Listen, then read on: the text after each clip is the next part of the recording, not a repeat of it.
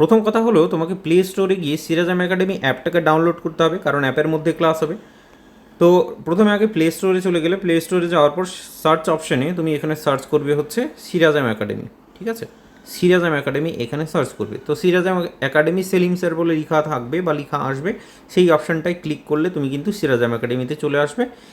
এখানে যে লোগোটা আছে সেই লোগোটাকে লক্ষ্য করবে, সেখানে লেখা আছে সিরাজাম একাডেমি কলকাতা, সেটাকেই ডাউনলোড করবে।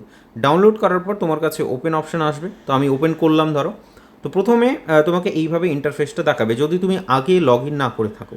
তো এখানে তোমাকে লগ ইন করতে হবে। তো লগ ইনের জন্য তোমার নিচে দেখো নিচে হচ্ছে দুটো অপশান আছে, একটা হোয়াটসঅ্যাপের মাধ্যমে, একটা আনাদার মেথড। তো আনাদার মেথডটার মাধ্যমে যদি করো তাহলে তুমি এখানে তোমার ফোন নাম্বারটাকে পুট করলে, ফোন নাম্বার পুট করার পর তোমার এখানে ওটিপিটা অলরেডি চলে আসবে আর নিজে থেকেই ডিটেক্ট হয়ে যাবে। তো প্রথমে অ্যাপটাকে ডাউনলোড করার পর এটা ইন্টারফেস শো করবে।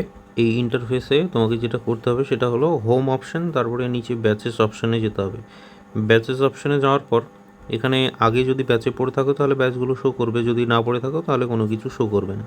ডান দিকে একটা প্লাস সাইন দেখতে পাচ্ছ, প্লাস সাইনে ক্লিক করতে হবে।